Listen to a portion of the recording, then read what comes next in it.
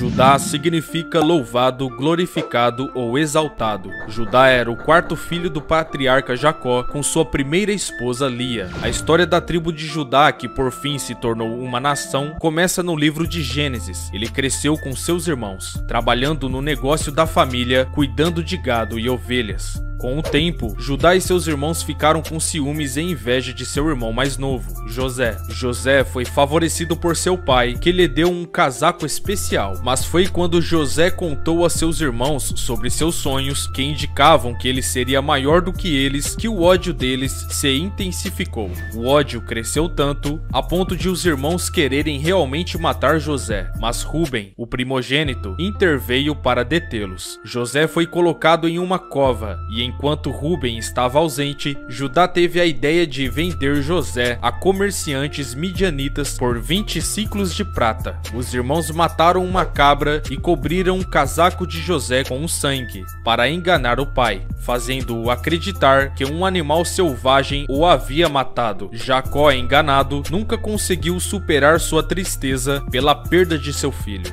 Posso fazer outro vídeo de uma história detalhada de José, mas estou aqui para falar do homem em que sua tribo é a mais comentada dentre todas. Você já se perguntou por que essa tribo recebe tanta atenção? Qual é a história e futuro de Judá? Então, no vídeo de hoje falaremos sobre a história de Judá e sua tribo. O meu nome é Lucas Dário e sejam bem-vindos ao Testemunhando Jesus Cristo. Onde aumentou o pecado, transbordou a graça.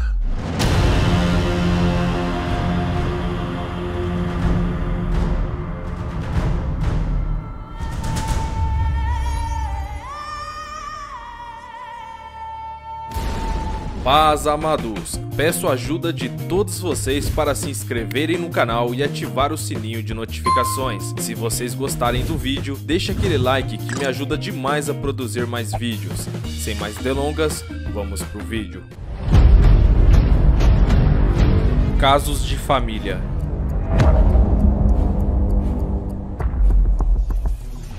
Judá e seus irmãos pensaram que haviam cuidado do problema de seu irmão mais novo, mas Deus não permitiu que a história fosse encerrada. Deus preservou José e o abençoou no Egito, onde foi vendido como escravo, como disse na introdução do vídeo. Enquanto isso, a família de Judá passou por muitas provações nos 20 anos seguintes ou mais. Judá casou-se com uma mulher cananeia, porém a Bíblia não revela o nome dela, mas diz que ela era filha de Suá e de que eles tiveram 3 filhos, Onã e Selá. Judá tomou uma esposa, Tamar, para seu filho primogênito, mas ele era tão mau que Deus tirou sua vida. Judá ordenou a seu segundo filho, Onã, que se casasse com Tamar e produzisse um herdeiro para seu irmão falecido. Conforme as leis de Deus ordenavam, em tais circunstâncias, Onã não iria realizar esse ato porque não seria seu herdeiro. Deus então tirou a vida de Onã por sua recusa em dar um herdeiro a seu irmão. Após a morte de Onã, Judá pediu a Tamar que não se casasse novamente, mas que esperasse na casa de seu pai até que o filho mais novo de Judá, Selá, tivesse idade suficiente para se casar. Tamar atendeu aos desejos de Judá, mas muitos anos se passaram e a esposa de Judá morreu. Tamar percebeu que não seria dada em casamento a Selá, que agora era adulto.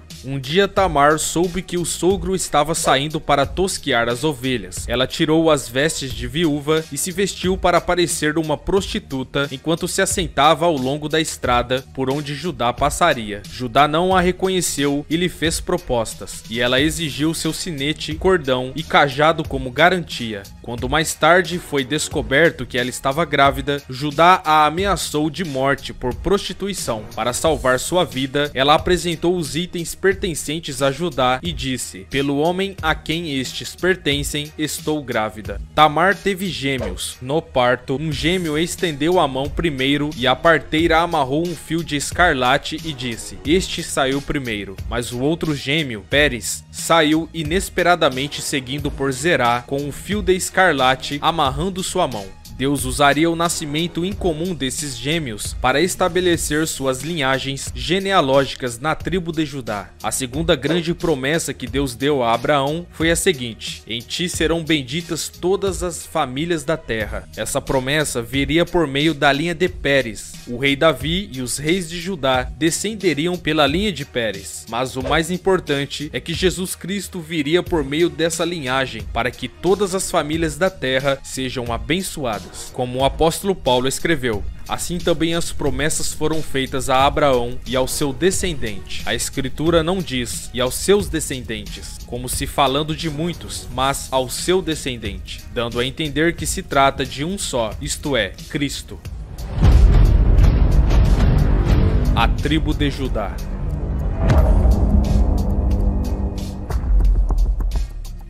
Ao examinar a vida de Judá e seu caráter, é difícil entender por que a tribo de Judá se tornou tão proeminente entre as tribos de Israel. Por outro lado, José viveu uma vida justa e foi abençoado com a primogenitura no lugar de Ruben, o primogênito. O nome de Israel foi passado para os dois filhos de José, Efraim e Manassés. Mesmo assim, Deus também escolheu Judá e seus descendentes para um lugar especial em seu plano, através dos tempos. A profecia que Deus deu a Jacó no final de sua vida a respeito dos descendentes de seus filhos nos últimos dias revela uma bênção especial para a tribo de Judá. Falando da tribo de Judá, Jacó disse: Judá, seus irmãos o louvarão, sua mão estará sobre o pescoço dos seus inimigos, os filhos de seu pai se curvarão diante de você. Judá é um leão novo, você vem subindo, filho meu, depois de matar a presa. Como um leão, ele se assenta e deita-se como uma leoa. Quem tem coragem de acordá-lo? O cetro não se apartará de Judá, nem o bastão de comando de seus descendentes, até que venha aquele a quem ele pertence, e a ele as nações obedecerão. Obviamente, este é Jesus Cristo. Nessa passagem, Deus olhou para Judá como um forte guerreiro e o comparou a um leãozinho dormindo em seu lugar de descanso após devorar sua presa. Talvez tenha sido essa força de caráter e determinação que Deus previu nessa tribo que o influenciou a escolher Judá para ser seu legislador e a tribo da qual seu filho mais tarde nasceria. Jesus Cristo é chamado de o leão da tribo de Judá. Judá também é descrito como legislador dos Salmos. Deus inspirou Davi a dizer 2 vezes que Judá é o meu legislador, Gileade é minha, Manassés também, Efraim é o meu capacete, Judá é o meu cetro. A tribo de Judá não foi apenas legisladora, mas também preservadora das leis escritas de Deus. O apóstolo Paulo disse: que vantagem há então em ser judeu? Ou que utilidade há na circuncisão? Muita, em todos os sentidos, principalmente porque aos judeus foram confiadas as palavras de Deus. Ao longo dos séculos, os judeus preservaram fielmente os livros do Antigo Testamento e o calendário hebraico. Judá prevalece.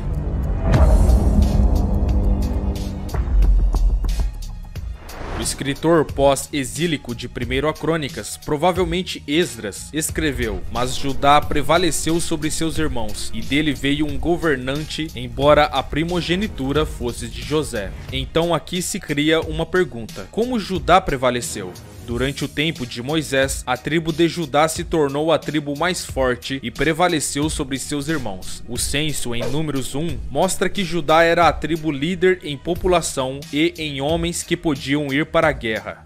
Após a morte de Josué, Deus escolheu a tribo de Judá para assumir a liderança na conquista das nações que viviam na terra prometida, as 12 tribos. O primeiro capítulo de Juízes mostra que a tribo de Judá foi agressiva e forte em expulsar os cananeus na metade sul da terra de Canaã. A boa notícia para a tribo de Judá e para este mundo é o que o leão da tribo de Judá, Jesus Cristo, retornará para consumar o reino de Deus na terra, uma vez que ele já reina e está à destra de Deus Pai neste exato momento que você está assistindo esse vídeo. Davi mesmo viu Jesus à destra do Pai. Veja, disse o Senhor ao meu Senhor: assenta-te à minha mão direita, até que ponha os teus inimigos por escabelo dos teus pés. O que muitos judeus hoje não reparam é que Davi disse o Senhor ao meu Senhor. E mesmo a maioria dos judeus hoje insistirem em não acreditar em Jesus, e mediante aos eventos que aconteceram acontecerão no livro das Revelações, a tribo de Judá finalmente aceitará seu Redentor. Afinal, esse será um dos trabalhos das duas testemunhas do Apocalipse, mas não irei me aprofundar neste assunto. Se caso tiverem curiosidade sobre esses assuntos, vou deixar links de vídeos aqui na descrição, passa lá depois.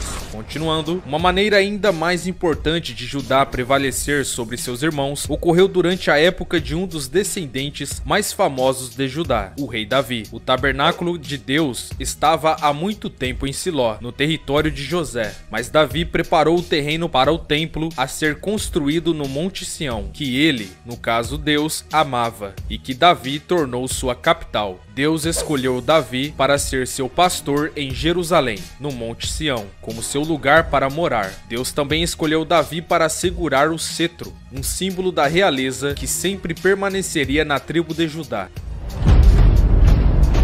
Cativeiro nacional de Judá.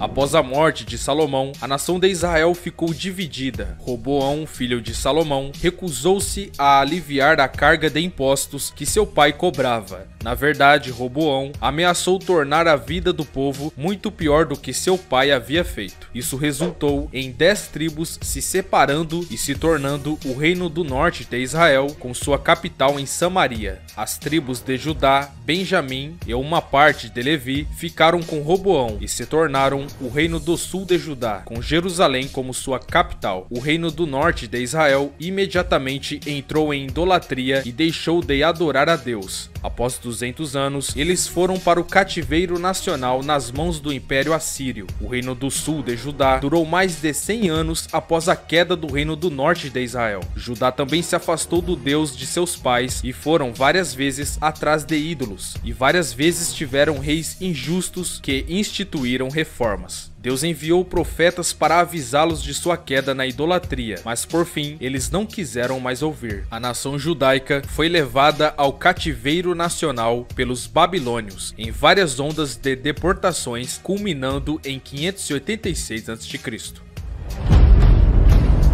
Nacionalidade do tempo do fim.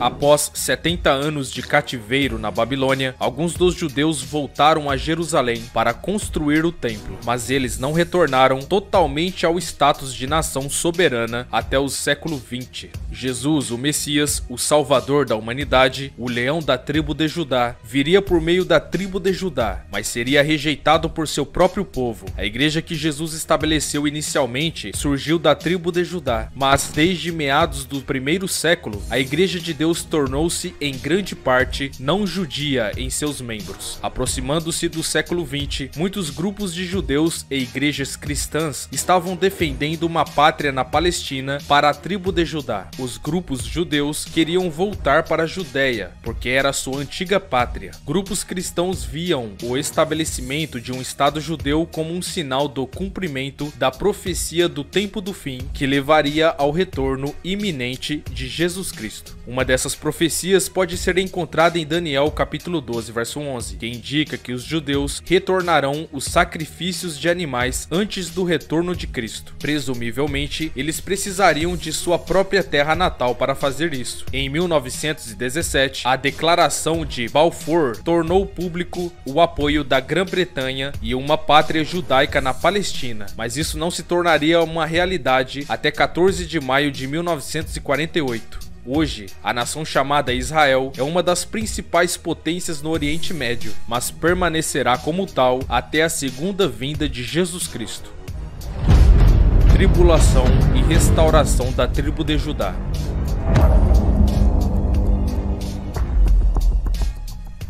Jesus, em sua profecia das oliveiras, disse: porque então haverá grande tribulação, como nunca houve desde o princípio do mundo, até agora, nem nunca haverá. A tribo de Judá e o Estado de Israel não serão poupados desde o período traumático. Irmãos, isso é tão sério que pode indicar um segundo holocausto no futuro. No relato de Lucas sobre a mesma profecia, Jesus disse: mas quando virdes Jerusalém rodeada de exércitos, sabei que está perto a sua desolação. coração. O profeta Zacarias também falou dessa mesma época, pois reunirei todas as nações para a batalha contra Jerusalém. A cidade será tomada, as casas saqueadas e as mulheres violadas. Metade da cidade irá para o cativeiro, mas o resto do povo não será extirpado da cidade. A invasão e a guerra virão a Jerusalém e a tribo de Judá. Seguindo a profecia da invasão de Israel e Jerusalém, Zacarias anunciou as boas novas da vinda de Cristo. E naquele dia, os seus pés estarão no Monte das Oliveiras, e o Senhor será rei sobre toda a terra. Jeremias falou desse mesmo tempo quando disse: nos seus dias, Judá será salvo, e Israel habitará seguro. Agora este é o nome pelo qual será chamado o Senhor Justiça Nossa. A boa notícia para a tribo de Judá e para este mundo é que o leão da tribo de Judá, Jesus Cristo, retornará. E assim, todo Israel será salvo, como está escrito: